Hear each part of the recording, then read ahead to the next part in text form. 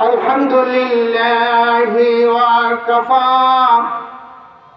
وسلام على عباده الذين اصطفى أما بعد حرف باشر عامل صلو مدام حرف باشر عامل صلو مدام آتش دوزخ شهد بروای حرام মাসনাবি শরীফে মাওলানা Jalaluddin Rumi বলেন, কেহ যদি সদা সর্বদা দরুদ শরীফ পাঠ করে আল্লাহ রাব্বুল আলামিন তার জন্য জাহান্নামের আগুন হারাম করে দিবে। বড় একটা নিয়ামত। এই জন্য আমরা নামাজের ভিতরে দরুদ পড়ি কিনা বলেন? দয়ার নবীর নাম আজানে আছে, একামতে আছে, নামাজে আছে, লাউহে মাহফুজে আছে, সর্বত্র দয়ার নবীর নাম আছে। আমি সেদিকে যাব না, আমি মূল কয়েকটা কথা আপনাদের মাঝে বলবো। আজকে দারুল উলুম খাদিমুল ইসলাম কওমি মাদ্রাসার উদ্যোগে আয়োজিত ইসলামী মজলিস ও দাওয়াতুল হকের ইজতেমার প্রধান অতিথি খুলনার পীর সাহেব কেবলা, তিনি আমাদের মাঝে উপস্থিত হয়েছেন।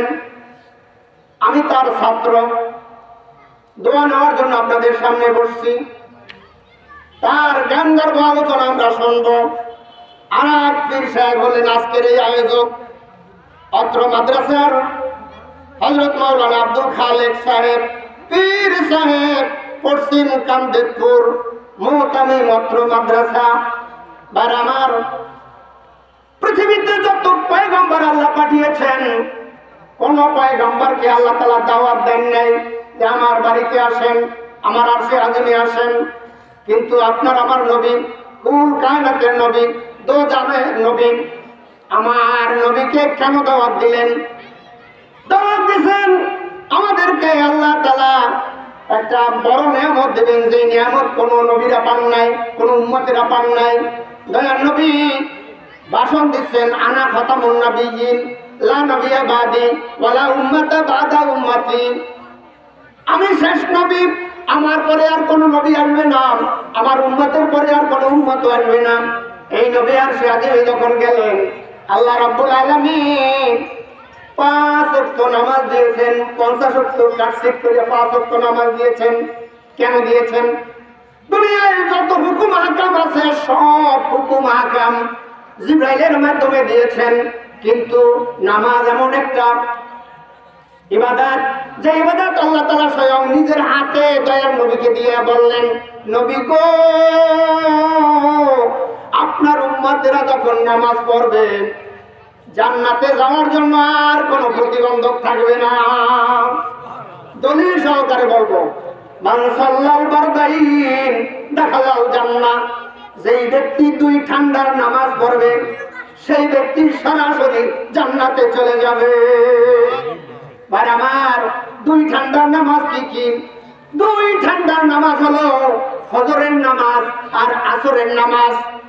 2 সেফটি ফেরেশতারা এই নামাজ নিতে আসেন।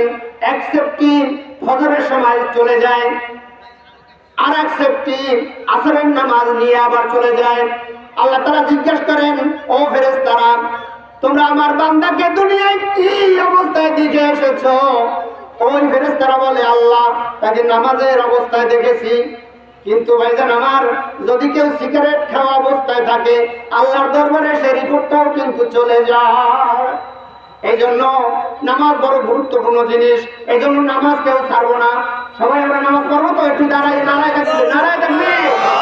আল্লাহ তুমি দেখে রাখো, এরা সবাই নামাজ পড়বে। আলহামদুলিল্লাহ, নামাজ মানে বেহেশতের চাবি। নামাজ কি? একটা রুম খুলতে গেলে চাবি না হইলে রুম খোলা যায়। জান্নাত খুলতে হইলে নামাজ লাগবে, 5 ওয়াক্ত নামাজ।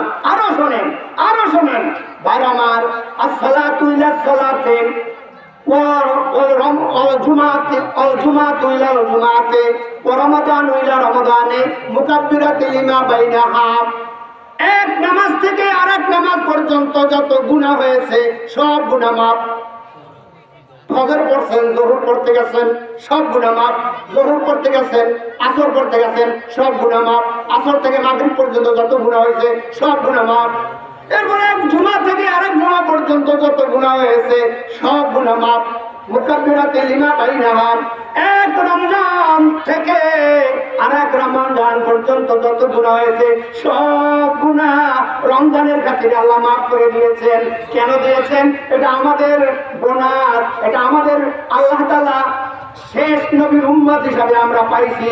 এই ফেসিলিটি কোন নবীর পর উম্মতেরা পায় নাই। আমরা একটা নেকের কাজ করলে কমপক্ষে 10 নেকি, 70 নেকি, 700 নেকি। এরপর একটা জাহান্নামী লোককে জান্নাতে যাওয়ার জন্য আল্লাহ তাআলা এই বান্দাদের ফেসিলিটি দিয়েছেন।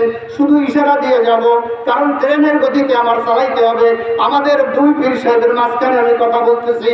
বাইরে আমার ওস্তাদের মজলিসে কথা বলতে গেলে তোমাকে বলতে হয়। খুলনার পীর সাহেব তিনি ঢাকায় ছিলেন, ঢাকা থেকে খুলনা হইয়া বাড়িতেও যান নাই, বাড়ি যান নাই। তিনি আবার এই আপনাদের এই মজলিসে গত বছর নাকি আসছিলেন, এবারও তিনি আপনাদের মহব্বতে আসছেন। তার কথা আমিও শুনবো, আপনারাও শুনবেন। চলুন তাহলে দয়াল নবী কি বলতেছেন। মুকাব্বিরাতে লিমা বাইনাহা, যত গুনাহ হয়েছে সব গুনাহ আমি আল্লাহ মাফ করে দেব। তাহলে নামাজ পড়বেন এখন থেকে। এবার রোজা, আমি রোজার দিকেও যেতে পারবো না, আমি শুধু একটা সুসংবাদ দিয়ে যাব। দয়াল নবী যখন আরশে আজিমে চলে গেলেন, আল্লাহ রাব্বুল আলামিন তাকে কি দিতেছে শোনেন। ওয়ালা সাউফা ইউতিকা রাব্বুকা ফাতারদা, নবী গো আপনাকে আমি এমন জিনিস দেব যে জিনিস পাইয়া আপনি খুশি হয়ে যাবেন। দয়াল নবী বলেন, ও জিবরাইল তুমি আল্লাহ তাআলার কাছে বলে দাও আমি তো খুশি হব না, আমি খুশি হব না যতক্ষণ পর্যন্ত আমার একজন উম্মত জাহান্নামের আগুনে জ্বলবে, ততক্ষণ পর্যন্ত আমি খুশি হব না।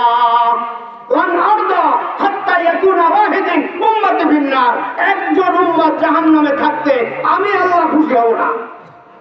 এই আল্লাহ দয়াল নবীর প্রশংসা বাড়ায় দিলেন। ওয়ারাফানা লাকা যিকরাক, নবী গো আপনার পজিশন, আপনার মর্যাদা, আপনার বুজুর্গি, আপনার শোহরাত, আপনার জিকির আমি আল্লাহ উঁচু করে দিয়েছি। আর আমার কোন জায়গায় উঁচু করছেন দেখেন না, দয়ার নবী সব জায়গায় আছে, শুধু তালাশ করলেই হয়। এই মানুষটা বানাইছে মুহাম্মদ সাল্লাল্লাহু আলাইহি ওয়াসাল্লামের আকারে। এই মাথা হলো মিম, আর হাত হইল হা, আর কোমর হইল মিম, আর হাঁটু হইল মিম, আর পাও হইল দাল। মিম হা মিম মিম দাল, এই মুহাম্মদ আকারে মানুষ আল্লাহ বানাইছে। আল্লাহ বলেন হাবিব, ও হাবিব আপনার একটা উম্মত জাহান্নামে থাকতে আমি সব জাহান্নামীকে জান্নাতে পৌঁছাইয়া দেব। কে বলতেছেন? দয়াল নবী বলেন, মান ক্বালা লা ইলাহা ইল্লাল্লাহু মুহাম্মাদুর রাসূলুল্লাহ ফাদাখালাল জান্নাহ। এটা কি আমি হারুনুর রশিদ বলে বাংলাদেশ বানাই বলতেছি? মুখস্থ করেন। মান ক্বালা, যেই ব্যক্তি বলবে লা ইলাহা ইল্লাল্লাহ ফাদাখালাল জান্নাহ। আর অন্য হাদিসে আছে মান ক্বালা লা ইলাহা ইল্লাল্লাহু মুহাম্মাদুর রাসূলুল্লাহ ফাদাখালাল জান্নাহ। যে ব্যক্তি ঈমান ও ইয়াকিনের সঙ্গে বলবে আল্লাহ ছাড়া কোনো মাবুদ নাই, মুহাম্মদ সাল্লাল্লাহু আলাইহি ওয়াসাল্লাম আল্লাহর বান্দা এবং রাসূল, বাস এতটুকু সার্টিফিকেট আপনার থাকলে আপনি জান্নাতি। সময় আগেই হয়ে গেছে। আখির দাওয়ানা আলহামদুলিল্লাহি রাব্বিল আলামিন।